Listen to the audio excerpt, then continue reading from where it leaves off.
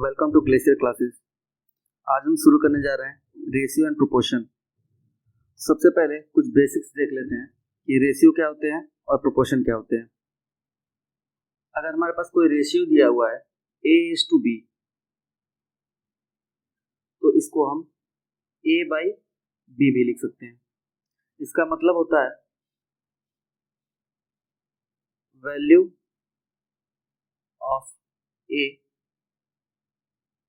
Out of B। जिनके बीच का ratio निकालना होता है उनका यूनिट सेम होना चाहिए। जैसे दो पर्सन है A और B, A के पास 20 किलो चावल है, B के पास 30 किलो चावल है, तो दोनों का यूनिट सेम होना चाहिए। अगर ये किलोग्राम में नहीं होता है तो इसको हम किलोग्राम में कन्वर्ट कर लेंगे, दोनों का यूनिट सेम करेंगे। अब इन दोनों के बीच का रेशियो निकालना है तो इसको इस टू से यूनिट करेंगे। इसको A/B के फॉर्म में लिख सकते हैं, तो इसको लिखते हैं 20/30। सॉल्व करेंगे तो आ जाएगा 2:3। तो हमको यहाँ पता चलता है कि जो रेशियो होता है हमेशा रिड्यूस्ड फॉर्म में होता है। ये इससे छोटा नहीं हो रहा है तो ये हमारा रेशियो हो जाएगा। और जो रेशियो होता है इनके सम को हम कहते हैं इक्वल पार्ट्स। तो इनका सम कितना हो रहा है 2 + 3 5 5 इक्वल पार्ट्स ऑफ किसका, टोटल का। टोटल कितने हैं 20 किलो + 30 किलो, दोनों का सम कितना हुआ 50 किलो ऑफ 50 kg। इसका मतलब हुआ कि 50 किलो को 5 बराबर हिस्सों में बांटा जाए तो क्या होगा 50 / 5 = 10। मतलब एक भाग में हमारा 10 आ रहा है तो इसमें क्या ले सकते हैं 10 + 10 + 10 + 10 + 10, टोटल 50 हो गए। ए के हिस्से में कितने आ रहा है 2 भाग आ रहा है, मतलब ए के हिस्से में 2 भाग आ गए। बी के हिस्से में कितने आ रहा है 3 भाग आ रहा है, तो बी के हिस्से में 3 भाग आ गए। एक और एग्जांपल देखते हैं। 3 पर्सन है A, B, C। A के पास 20 किलो चावल है, B के पास 30 किलो चावल है, C के पास 50 किलो चावल है। इनके बीच का रेशियो फाइंड करना है। रेशियो को इस तरह से डिनोट करते हैं। जैसा मैंने बताया था कि रेशियो हमेशा रिड्यूस्ड फॉर्म में होता है, तो इसको छोटा करेंगे। छोटा करने के लिए हम देखते हैं जो तीनों वैल्यू दिए हुए हैं ये किससे डिविजिबल है। यहाँ पे जो तीनों वैल्यू है ये तीनों 10 से डिविजिबल है, तो इसको 10 से डिवाइड कर देंगे तो हमारा वैल्यू आ जाएगा 2:3:5। ये हमारा रेशियो हो गया। अब इनका सम करते हैं। सम कितना आ जाएगा 10। ये हमारे 10 इक्वल पार्ट्स हो गया ऑफ टोटल कितना है 100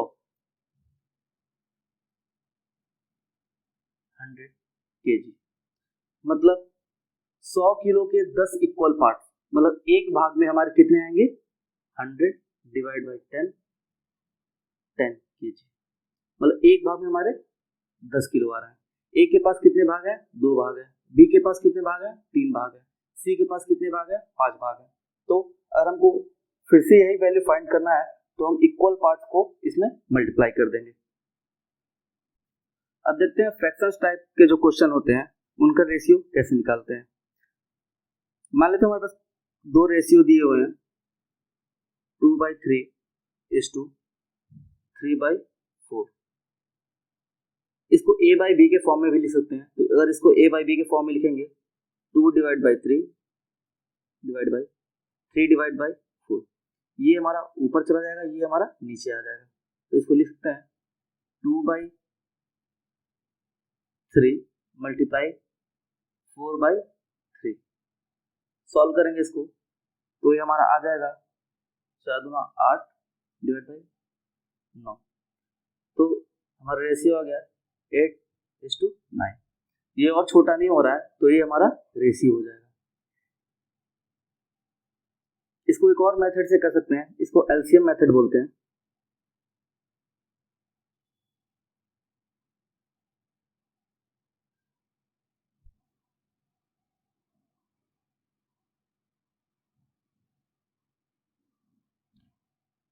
नीचे वाले का एलसीएम ले लेंगे तो कितना आएगा 12, डिवाइड करेंगे 3 चौका 12, 4 दूना 8, इससे डिवाइड करेंगे 4 तिया 12 और 3 का मल्टीप्लाई ऊपर 9, और जो नीचे हमारा बटे में होता है इसको हम हटा देते हैं, तो हमारा वैल्यू आ गया 8:9। यहाँ से हमको ये समझ में आता है अगर किसी रेशियो में सेम नंबर से डिवाइड करें तो हमारा वैल्यू में कोई फर्क नहीं पड़ेगा, तो इसको हम हटा सकते हैं। इसी तरह अगर रेशियो में हम सेम नंबर से मल्टीप्लाई करते हैं तो उसको भी हम हटा सकते हैं। एक और एग्जांपल देखते हैं।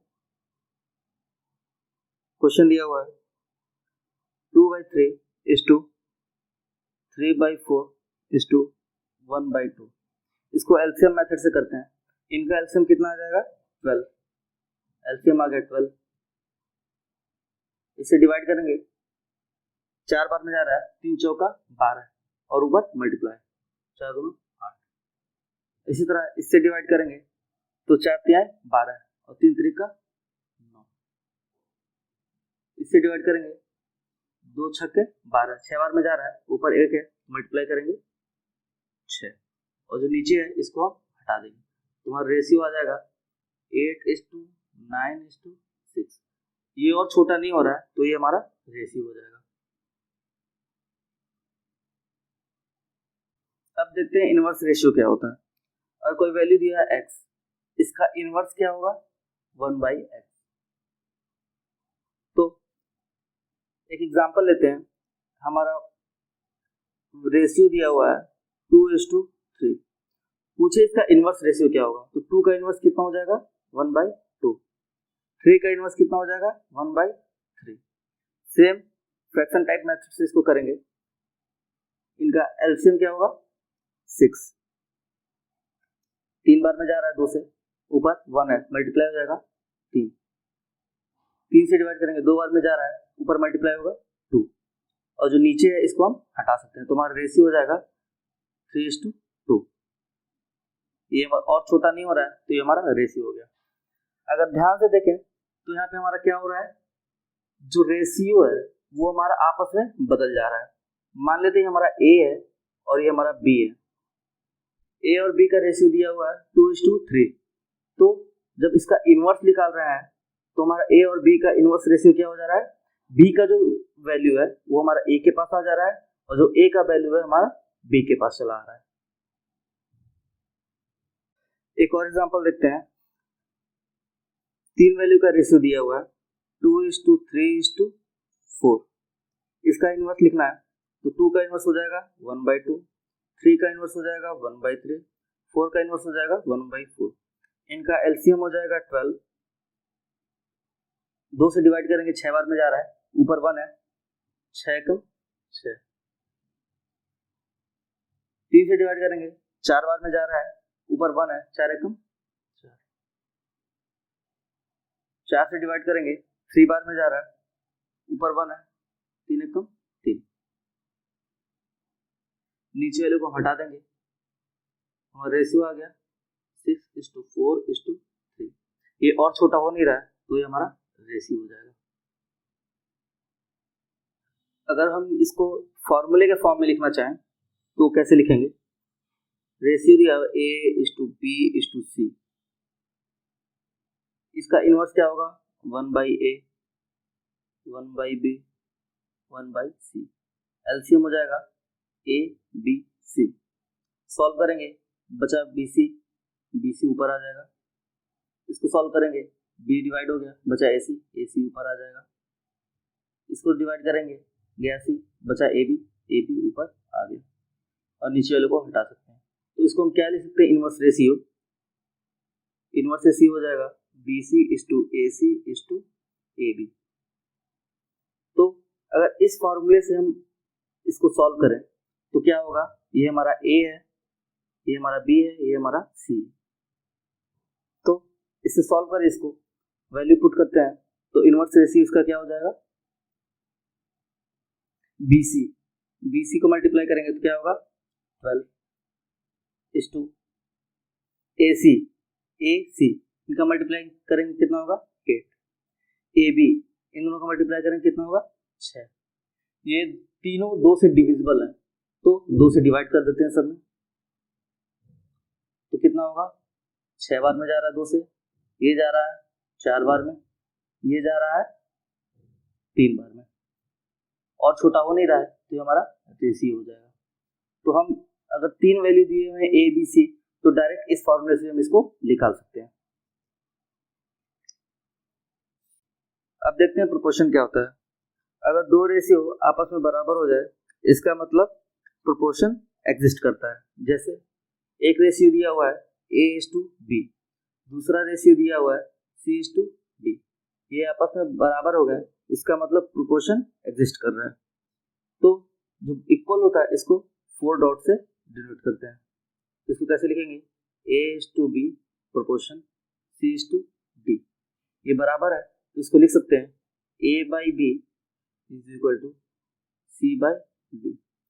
इसको सॉल्व करेंगे तो इसको लिख सकते हैं AD is equal to BC।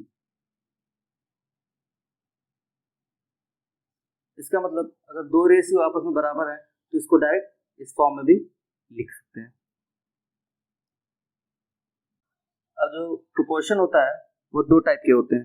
पहला होता है डायरेक्ट प्रोपोर्शन, दूसरा होता है इनवर्स प्रोपोर्शन। अब देखते हैं डायरेक्ट प्रोपोर्शन क्या होता है। डायरेक्ट प्रोपोर्शन में सेम बिहेवियर पैटर्न होता है। अगर मान लेते हैं 2 वैल्यू दिया हुआ है x और y, अगर x की वैल्यू बढ़ती है तो b की भी वैल्यू बढ़ेगी, मतलब सेम बिहेवियर है। अगर x की वैल्यू घटती है तो b की वैल्यू घटेगी, तो हम कह सकते हैं ये डायरेक्टली प्रोपोर्शन होते हैं। अगर इसको रेशियो के फॉर्म में लिखें, मान लेते हैं पहला रेशियो है x1:x2, दूसरा रेशियो है y1:y2, ये दोनों आपस में प्रोपोर्शन में। इसको लिख सकते हैं x1/x2 is equal to y1/y2। जो फर्स्ट टर्म है इसको एक पास लिखते हैं और जो सेकेंड टर्म है उसको एक पास लिखते हैं। तो इसको लिख सकते हैं x1/y1 is equal to x2/y2। इसका मतलब हुआ जो x/y की वैल्यू है ये हमारा कांस्टेंट है। डायरेक्ट प्रोपोर्शन का एक एग्जांपल देखते हैं। अगर 10 पेन है, उनका जो दाम है वो 50 रुपए है, तो 20 पेन का दाम कितना होगा। इसमें ध्यान से देखें, 10 पेन का दाम 50 रुपए है तो 20 पेन का दाम इससे ज्यादा ही होगा 50 से। अगर ये हमारा दोगुना हो रहा है तो रेट भी हमारा दोगुना होगा, मतलब पेन की संख्या बढ़ा रहे हैं तो रेट भी हमारा बढ़ रहा है। इसको कैसे सॉल्व करेंगे, हमारा फॉर्मूला क्या था x1/y1 is equal to x2/y2। मान लेते हैं 10 पेन हमारा x1 है, 20 पेन हमारा x2 है। उसी तरह 50 रुपए हमारा y1 है और जो अननोन है वो हमारा y2 है। तो इसमें वैल्यू पुट करते हैं। x1 का वैल्यू दिया हुआ है 10, y1 का वैल्यू दिया हुआ है 50, x2 का वैल्यू है 20, y2 का वैल्यू हमारा अननोन है। इसको सॉल्व करेंगे तो y2 इज इक्वल टू हमारा आ जाएगा 20 मल्टीप्लाई बाई 50/10, ये हमारा आ गया 100 रुपीज। इसका शॉर्टकट देख लेते हैं। 10 पेन का दाम दिया हुआ है 50 रुपए, 20 पेन का दाम पूछा हुआ है। तो अगर डायरेक्ट प्रोपोर्शन दिया हो तो इसमें हम क्या करते हैं, जो नीचे अननोन वैल्यू जो है उसमें जो गिवन है इसको हम ऊपर लिखते हैं और जो ऊपर दिया हुआ है उसको हम नीचे लिख सकते हैं। तो इसको किससे लिखेंगे 20/10 और जो ये वैल्यू दिया हुआ है इसको हम मल्टीप्लाई कर देंगे, हमारा कितना आ जाएगा 100। अब देखते हैं इनवर्स प्रोपोर्शन क्या होता है। इसमें हमारा रिवर्स बिहेवियर पैटर्न होता है। जैसे अगर एक वैल्यू दिया है x, दूसरा वैल्यू हमारा y है, तो दोनों के बीच में हमारा रिवर्स बिहेवियर होगा, मतलब इन दोनों के बीच का जो हमारा बिहेवियर होगा वो इनवर्स फॉर्म में होगा। इसको रेशियो फॉर्म में लिखेंगे तो हमारा क्या होगा, x1 इनवर्सली प्रोपोर्शनल y1। इस तरह x2 वैल्यू ले लेते हैं, ये हमारा हो जाएगा 1/y2। अब इन दोनों को डिवाइड करें तो हमारा क्या आएगा, x1/x2 is equal to 1/y1 is equal to 1/y2। ये हमारा हो जाएगा y2/y1। इसको हम लिख सकते हैं x1/x2 is equal to y2/y1। इसमें जो फर्स्ट टर्म है उसको एक पास लिखते हैं और जो सेकेंड टर्म है उसको एक पास लिखते हैं। हमारा हो जाएगा x1/y1 is equal to x2/y2। इसमें हमारा xy जो है वो कांस्टेंट हो रहा है। एग्जांपल देख लेते हैं। 10 आदमी जो है किसी काम को 10 दिन में कर रहा है, तो 20 आदमी उस काम को कितने दिन में करेंगे। जब आदमियों की संख्या बढ़ रही है तो काम हमारा और जल्दी होगा, मतलब दिन कम लगेंगे। मतलब हमारा आदमी बढ़ा रहे हैं तो काम हमारा जल्दी हो रहा है, मतलब दिन कम लग रहे हैं। तो इसमें हमारा इनवर्स रिलेशन है।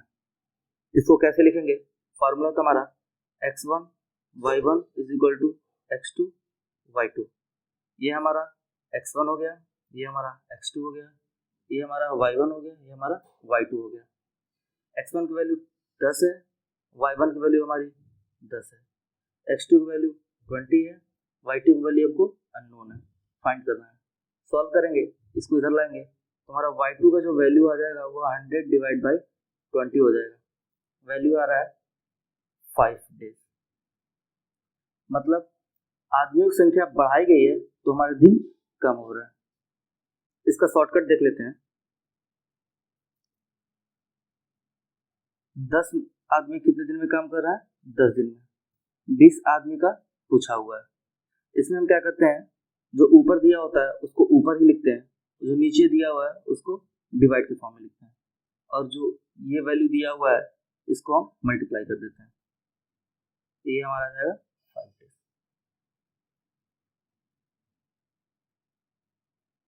यहाँ पे हमने देख लिया रेशियो क्या होता है और प्रोपोर्शन क्या होता है। अब हम क्वेश्चन सॉल्व करते हैं। इसमें रेशियो और प्रोपोर्शन के जितने भी टाइप के क्वेश्चन बन सकते हैं वो सारे क्वेश्चन हम सॉल्व करने की कोशिश करेंगे। फर्स्ट क्वेश्चन दिया हुआ है a/b is equal to 2:5, b/c is equal to 3:4। हमको पूछा है a/b/c क्या होगा। a/b का वैल्यू दिया हुआ है 2:5, b/c दिया हुआ है 3:4। इसमें हम क्या करते हैं, जो फर्स्ट रेशियो है उसका सेकेंड वैल्यू और जो सेकेंड रेशियो है उसका फर्स्ट वैल्यू हमेशा बराबर होना चाहिए। तो इसको हम कैसे सॉल्व करेंगे, a/b/c पूछा हुआ है, इसमें a/b का वैल्यू दिया हुआ है 2:5, यहाँ पे b/c दिया हुआ है 3:4, और जो यहाँ पे खाली जगह है इसमें इसके बगल वाला वैल्यू लिख देते हैं। इसके लेफ्ट में 5 है तो यहाँ पे 5 लिख देंगे, इसके राइट में यहाँ पे 3 है तो 3 लिख देंगे। अब जो ये वैल्यू है इसको हम ऐसे मल्टीप्लाई करके यहाँ पे लिख देंगे। यहाँ पे 3 दूना 6 आ रहा है, यहाँ पे 15 आ रहा है, यहाँ पे 20 आ रहा है। अब ये देखते हैं और छोटा हो रहा है कि नहीं हो रहा है। ये 2 से डिविजिबल है, ये नहीं है, ये है, तो ये 2 से डिवाइड नहीं हो पा रहा है। 3 से ट्राई करते हैं, 3 से डिवाइड हो जा रहा है, ये भी डिवाइड हो जा रहा है, ये डिवाइड नहीं हो रहा है। इसी तरह हम देखेंगे तो ये इससे ज्यादा छोटा नहीं हो पा रहा है, तो यही हमारा आंसर हो जाएगा। सेकेंड क्वेश्चन दिया हुआ है a/b is equal to 1:2, b/c is equal to 2:3, c/d is equal to 6:5। तो a/b/c/d क्या होगा। सेम इसी तरह लिखेंगे इसको a b c d। Ratio पूछा हुआ है A/B का वैल्यू दिया हुआ है 1:2, B/C का वैल्यू दिया हुआ है 2:3, C/D दिया हुआ है 6:5। यहाँ पे जगह खाली है, इसके बगल वाला वैल्यू लिख देंगे। यहाँ भी जगह खाली है तो इसके बगल वाला वैल्यू लिख देंगे। यहाँ भी जगह खाली है तो इसके बगल वाला वैल्यू लिख देंगे। यहाँ भी जगह खाली है तो इसके बगल वाला वैल्यू लिख देंगे। अब देखें यहाँ भी जगह खाली है, यहाँ भी जगह खाली है, तो इसके जगह भी इसके बगल वाला वैल्यू लिख देंगे। तो यहाँ पे हमारा आ जाएगा 2, यहाँ पे आ जाएगा 6। सेम ऐसे मल्टीप्लाई करके यहाँ पे इसके नीचे लिख देंगे। इसका मल्टीप्लाई करते हैं 6 दूना 12 आ गया S2। इनका मल्टीप्लाई करते हैं तो ये हमारा 24 आ गया। इनका मल्टीप्लाई करते हैं तो यहाँ पे हमारा 36 आ गया। इनका मल्टीप्लाई करते हैं तो ये हमारा 30 आ गया। अब ये देखते हैं कि और छोटा हो रहा है कि नहीं हो रहा है। ये चारों 6 से डिविजिबल है, तो 6 से डिवाइड कर देंगे सब में, तो हमारा आ जाएगा 6 दूना 12, 6 चौका 24, 6 छक्का 36, 6 पच्चीस 30। ये और छोटा नहीं हो रहा है तो ये हमारा रेशियो हो जाएगा। हमारा नेक्स्ट क्वेश्चन है 675 रुपए को A और B में 5:4 के अनुपात में विभक्त किया गया है। तो A और B का वैल्यू हमको फाइंड करना है। तो टोटल वैल्यू दिया हुआ है 675 रुपए। इसको A और B में बांटा गया है। A के हिस्से में 5 आ रहा है, B के हिस्से में 4 आ रहा है। हमको फाइंड करना है कि A और B के हिस्से में कितने रुपए आ रहा है। इनका जो सम होगा कितना होगा 9, मतलब 9 इक्वल पार्ट्स ऑफ 675 रुपए का।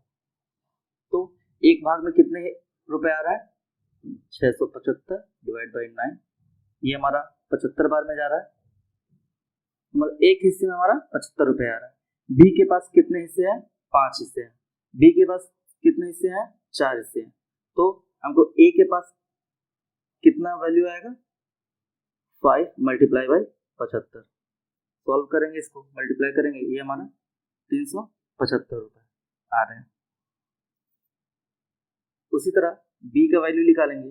B के हिस्से में 4 भाग आ रहे हैं, एक भाग में 75 रुपए हैं, सॉल्व करेंगे 300 रुपए। अब इसको हम डायरेक्ट प्रोपोर्शन मेथड से भी कर सकते हैं। तो यहाँ 9 इक्वल पार्ट्स, मतलब जो 9 भाग हो रहे हैं उसका वैल्यू हमारा आ रहा है 675 रुपए। पूछा है A के भाग में कितने रुपए आएंगे, तो A का जो भाग है वो हमारा 5 है, इसका वैल्यू पूछा हुआ है। तो अगर हम इसको ध्यान से देखें तो 9 भाग में जितने रुपए हैं अगर उसको हम 5 भाग से कंपेयर करें तो ये ज्यादा हो रहा है, मतलब 9 भाग में हमारा ज्यादा है। अगर भाग को हम कम करेंगे तो हमारा वैल्यू भी कम होगा, मतलब ये दोनों में सेम बिहेवियर है, तो इसका मतलब ये हमारा डायरेक्ट प्रोपोर्शन है। तो डायरेक्ट प्रोपोर्शन को हम कैसे सॉल्व करते हैं, जो नीचे होता है उसको ऊपर लिखते हैं, जो ऊपर होता है उसको नीचे लिखते हैं और इसको मल्टीप्लाई कर देते हैं। सॉल्व करेंगे, ये 75 बार में जाएगा, ये हमारा आ जाएगा 375 रुपए। उसी तरह B के लिए जो 9 भाग है उसका वैल्यू है 675 रुपए, तो 4 भाग के लिए हमारा कितना होगा, ये भी डायरेक्ट है, भाग कम कर रहे हैं तो पैसा भी कम हो रहा है। तो इसको किस तरह लिखेंगे 4 डिवाइड बाई 9 मल्टीप्लाई 675 रुपए। इसको सॉल्व करेंगे तो ये हमारा आ जाएगा 300 रुपए। नेक्स्ट क्वेश्चन दिया हुआ है, दो संख्याएं 7:11 के अनुपात में, इनमें प्रत्येक में 7 जोड़ने पर इनका अनुपात 2:3 हो जाता है, इसमें छोटी संख्या कौन सी है। तो फर्स्ट रेशियो दिया हुआ है 7:11 और सेकेंड रेशियो दिया हुआ है 2:3। इसमें बोला है कि दोनों में 7 जोड़ने पे ये हमारा इतना हो जाता है। तो इसमें 7 जोड़ना है तो हमको एग्जैक्ट वैल्यू क्या है ये भी पता होना चाहिए। तो इसमें हमको एग्जैक्ट वैल्यू पता नहीं है, तो एग्जैक्ट वैल्यू पता करने के लिए हमको इक्वल पार्ट से मल्टीप्लाई करना पड़ेगा। तो यहाँ पे इक्वल पार्ट्स पता नहीं है, तो हम मान लेते हैं जो इक्वल पार्ट्स हैं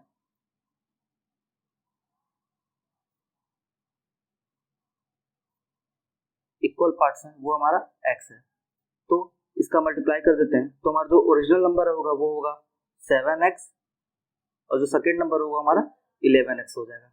अब बोल रहा है दोनों में 7 जोड़ने पे, इसमें भी 7 जोड़ देते हैं। 7x + 7 11x + 7, हमारा जो रेशियो हो जा रहा है वो क्या हो जा रहा है 2:3 हो जा रहा है। इसको डिवाइड के फॉर्म में लिख सकते हैं, तो हमारा हो जाएगा 7x + 7 / 11x + 7 = 2:3।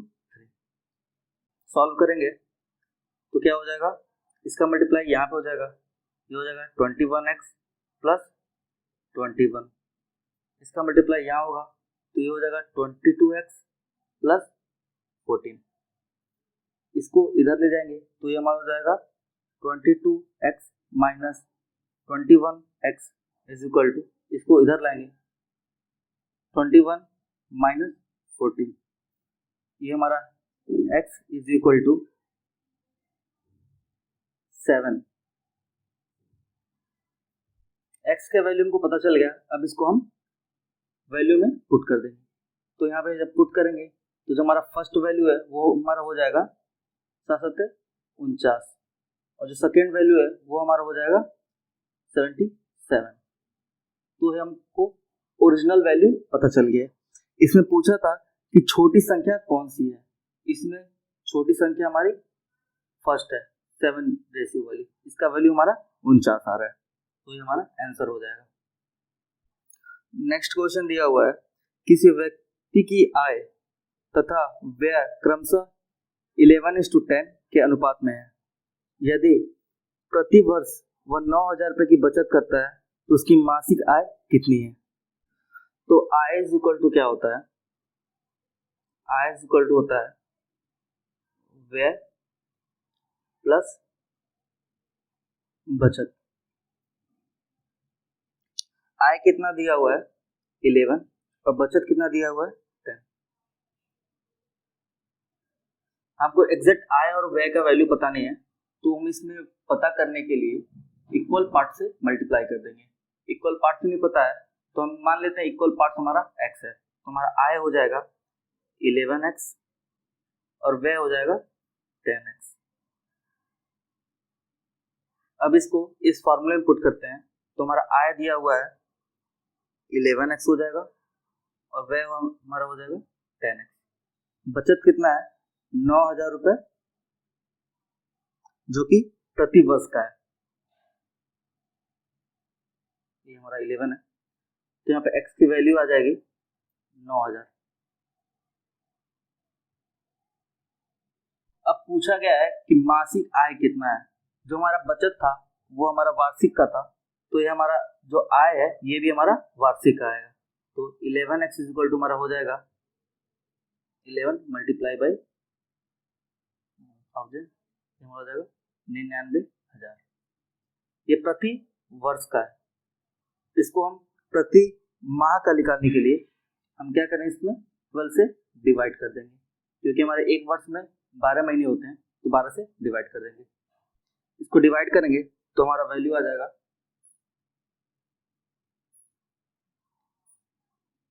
इसको डिवाइड करेंगे हमारा वैल्यू आ जाएगा 8,250 रुपए। ये हमारा मासिक आय हो गया। नेक्स्ट क्वेश्चन है the ratio of income of A and B is 5:4 and the ratio of their expenditure is 3:2.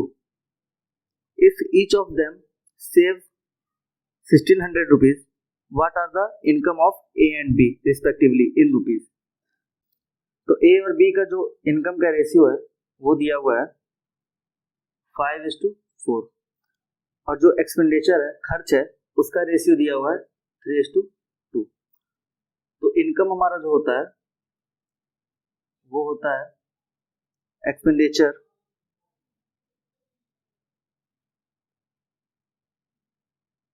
Plus saving. तो इनकम का रेशियो कितना दिया हुआ है 5:4। एक्सपेंडिचर कितना हमारा 3:2। इसमें सेविंग ऐड करना है। सेविंग ऐड करने के लिए एक्सपेंडिचर में हमको एग्जैक्ट एक्सपेंडिचर पता होना चाहिए। तो यहाँ पे एग्जैक्ट पता नहीं है तो हम मान लेते हैं टोटल इक्वल पार्ट्स इसके एक्स है, तो एक्स से मल्टीप्लाई कर दें तो ये हमारा टोटल एक्सपेंडिचर आ गया। इसमें सेविंग कितना कर रहा है 1600 रुपीज।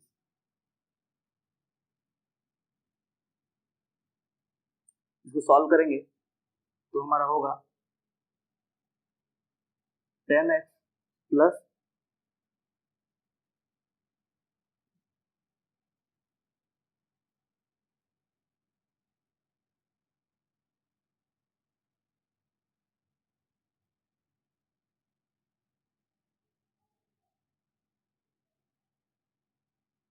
इसको फर्दर सॉल्व करें तो ये हमारा हो जाएगा, इसको उधर ले जाते हैं तो 2x इज इक्वल टू, इसको इधर लाएंगे तो ये हो जाएगा 6 16।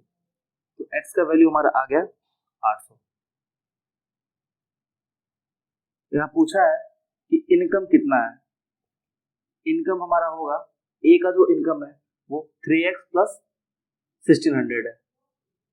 तो x का वैल्यू पुट करते हैं तो जो ए का इनकम हो जाएगा वो हमारा हो जाएगा 3x का वैल्यू है 800 प्लस 1600। सॉल्व करेंगे तो ये हमारा हो जाएगा 40,000। इसी तरह b का वैल्यू पता करना है तो x का वैल्यू इसमें पुट कर देंगे तो ये हमारा हो जाएगा 2 × 800 प्लस 1600। इसका वैल्यू आ जाएगा 32,000। नेक्स्ट क्लास में हम बाकी के बचे हुए क्वेश्चन सॉल्व करेंगे।